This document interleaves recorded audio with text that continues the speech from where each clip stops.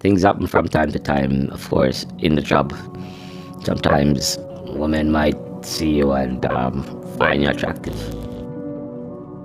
Reduce the predators who take advantage of their economic realities, especially our poverty. Yeah. It could never have been considered a serious relationship. In 2007, the Jamaican murder rate surged over 17% from its 2006 level. The government struggled to contain the crime levels as criminal gangs fought bloody battles for control of extortion rackets, gun smuggling schemes, and more. When the smoke cleared, a total of 1,574 people were murdered in Jamaica in 2007. Believe it or not, 19 of them were members of the Jamaica police force. Most people have never even heard the name Gilbert Kameka. He was a high-ranking Jamaican police officer, an assistant commissioner of police to be exact, who was killed under questionable circumstances on November 29, 2007. Gilbert Kameka's body was discovered in the bedroom of a small home in a sleepy community known as Irish Town. He had been shot twice, and the strange home in which he was found was nowhere near his actual home. As it turns out, the facts of the case were even stranger than fiction. For some, it was a story of a police officer who lost his life to unscrupulous criminal elements. To others, it was a textbook case of what happens when you find yourself in unfamiliar territory. Gilbert Kameka was born on July 26, 1959, and ended up joining the Jamaica Constabulary Force when he turned 20 years old.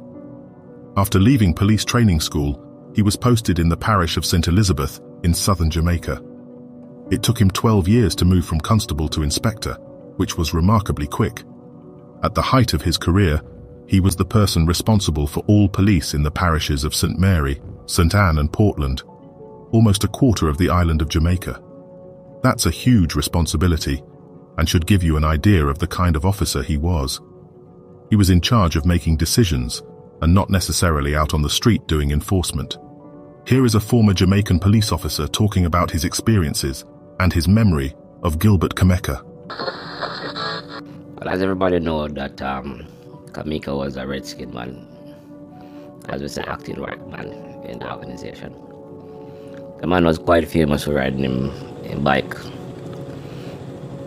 to meetings and all manner of things. I remember when I saw him the first time at the academy, riding up the hillside on his bike, helmet and everything. Now at this level, there are many benefits to the job. The first is that you'd probably have a high status as a result of your position. In Jamaica, there's no shortage of people who look up to a person like this. You're probably the kind of person many people want as their friend. In addition, if you are male, you'll probably get a fair amount of female attention. Jamaican women are known to love a man in uniform, and it's a bonus when the uniform is the brown khaki of a high-ranking police officer. Now, for the record, as far as we know, Gilbert Kameka was a married man, a happily married man. The next main benefit of being an officer at his level is that you'd probably have plenty of freedom. As long as the work gets done, no one is going to notice if you go missing for a couple hours. Irish Town is located in the hills of a parish called St. Andrew. It sits just outside the hustle of the city below. Irish Town is not known as a dangerous area. Mr. Kameka would have had no reason to be uneasy about visiting Irish Town on the day he was killed. Here's a clip of a Jamaican YouTuber confirming what we know about Irish Town. Hidden gems that has several places that you can visit, specifically Irish Town. Now, Irish Town is somewhere that people don't really speak about in terms of the tourism industry, but I can tell you, Irish Town is just a fabulous location. It has great views. The people there are friendly. On November 29, 2007, Gilbert Kameka was talking with a junior police officer on the phone. He mentioned to the junior officer that he was in Irish Town. During the phone conversation, the officer on the other end of the line with Mr. Kameka heard what sounded like frantic shuffling, as well as men speaking aggressively. He couldn't tell how many people were there, but it sounded like there were at least 2 men. Helplessly, he listened in as what sounded like gunshots were fired. He heard at least 2 shots. Then the line went dead. He called back and the phone rang out and went to voicemail. He was worried and started calling other officers to see if they knew where Mr. Kameka was last seen. They wouldn't have to wait long to find out more. Half an hour later, a young woman randomly walks into a Kingston police station and gets straight to the point. She is here to report a robbery and murder. The woman's name was Tina Gay McGowan. She is 18 years old. She is with a man named Rohan Townsend. They were both interviewed by police. Her story was simple. She claims to have been staying at the house of a friend in Irish Town when a male companion came over to see her. During their time together, they were ambushed by 3 men who shot him, and she came straight to the police station. When asked to describe her friend, she described him as an older man who was a government worker. Police were suspicious of this entire story, obviously. It was especially suspicious because she said that her friend who was shot was perhaps in his 40s or 50s. She, after all, was only 18. None of this made sense. When police were eventually dispatched to the Irish Town location, they discovered the body of the Assistant Commissioner of Police, dead, with his weapon missing. He was partly undressed, as if he were making himself comfortable in the home. The dead man was not a humble civil servant after all. Instead, he was a high-ranking police officer. He had been shot twice, and the only eyewitness was an 18-year-old girl who couldn't fully explain how she knew him or why they had met up in Irish Town in the first place. At the death of the Assistant Commissioner of Police, it's always particularly disturbing when a police officer is killed. It's even worse when it happens under circumstances that lead to more questions than answers. Every police officer feels it when a police officer is murdered. More so, one of the higher ranking officers. So the temperature was just flaming hot with anger. Of course, a lot of sadness, disbelief, especially since persons had spoken to him shortly before or even interacted with him that day. Jamaican police worked overtime to move the murder investigation forward. So far, they knew that Mr. Kameka had been shot. They even had an eyewitness. However, they could not link Tina directly to the crime just yet. Predictably, Tina Gay eventually broke down after multiple rounds of intense interrogation. The tragic story she told was hard to listen to, and even harder to believe. Here is what police found out. In September of 2007, about 2 months before he was murdered, Gilbert Kameka met Tina Gay McGowan. At the time, she was about 18 years old, about 30 years younger than he was. It didn't take long for their relationship to grow. By November 2007, they had become romantically involved with each other. Well, sex is sex, no matter how you look at it. I don't very much do a serious relationship, so I wouldn't call it such.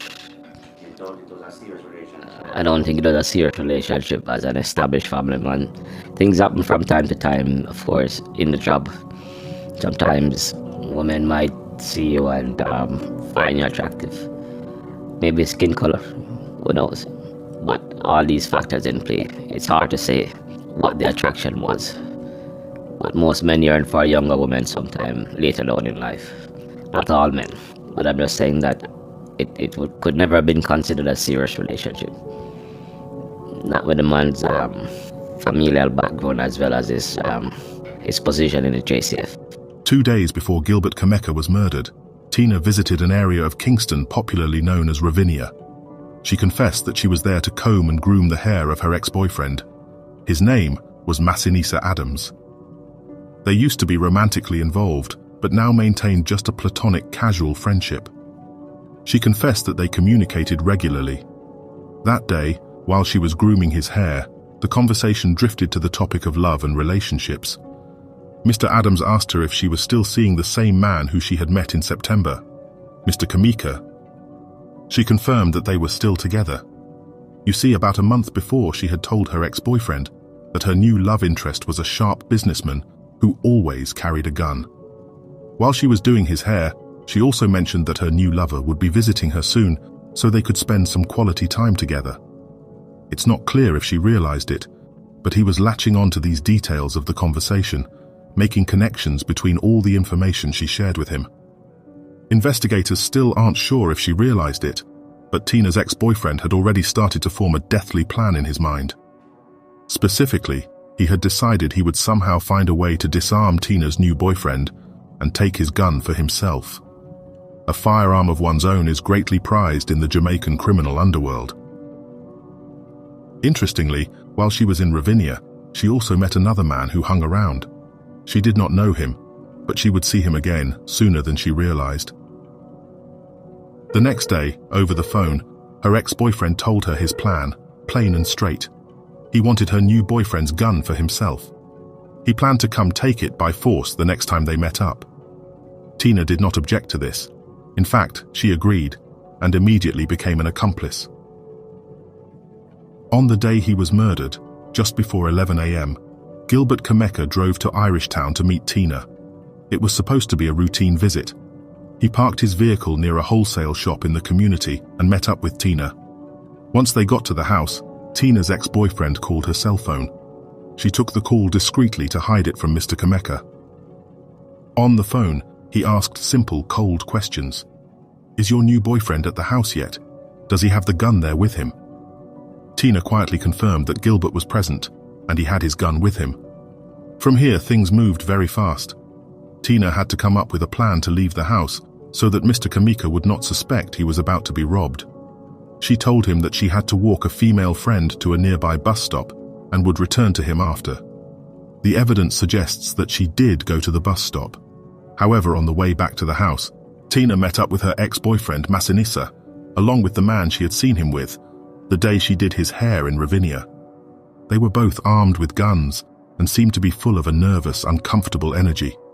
Sadly, Gilbert was waiting back at the house, expecting a female companion, not a party of three. When they got to the house, Tina was the first to enter. She walked seductively into the room where Mr. Kameka was, as if to hide the fact that he was being set up. Right behind her, the two men had covered their faces with handkerchiefs. They burst into the room and pounced on Gilbert in a surprise attack. He was on a phone call with a junior officer when they came in. There was no warning. This wasn't going to be a robbery. Tina's ex-boyfriend shot Mr. Kameka twice and stole his government-issued pistol from his waistband. He died on the scene. Tina's ex-boyfriend then made an odd request. He told her to go directly to the police station and report the murder. He then boarded a car and speedily left the scene. The seriousness of what just happened was beginning to sink in. If Tina were to tell the truth, she would have to implicate herself in a murder. After leaving the crime scene, Tina was intercepted by Rohan Townsend.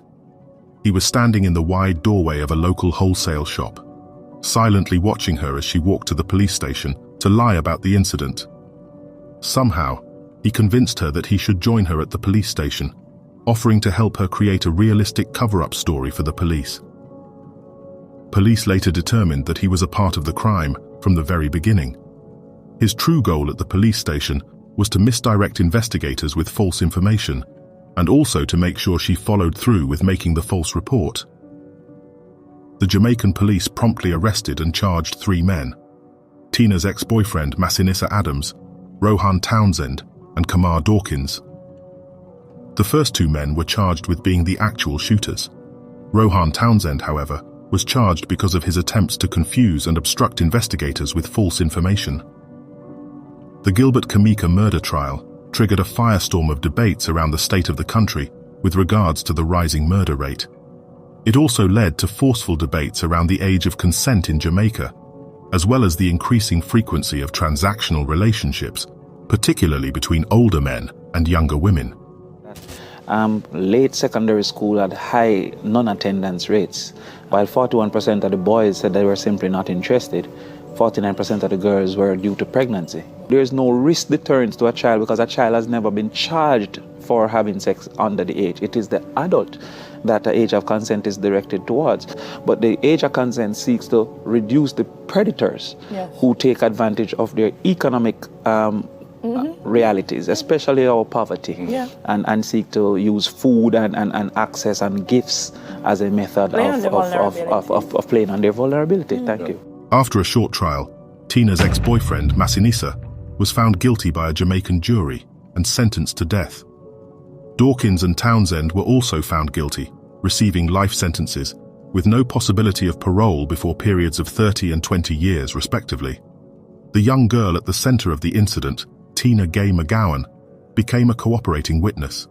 She served no prison time for her involvement. All three men eventually appealed their sentences.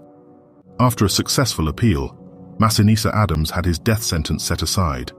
He instead received a life sentence, with no chance of parole before 30 years. Rohan Townsend had his life sentence set aside, receiving a 20-year sentence instead. Kamar Dawkins' appeal was refused. I mean, you can't really fight with the courts once the court find an individual guilty. And on appeal, a superior court determined that the sentences that were given, there was some amount of mitigation in terms of the length of the incarceration. I mean, a superior court will have judicial precedence, but obviously, whatever they say would go. Personally, it's no consolation, because it's not gonna bring the individual back, and a person getting freed on parole or being fully freed is not much to celebrate about, really, because that stigma is always going to be there, and that person will be forever marked as someone who murdered a scene officer. But personally, that I can't say the Superior Court erred, but I'll say that on a personal note, both men should never see the light of the outside of either the prison, General Penitentiary, or St. Catherine District Prison.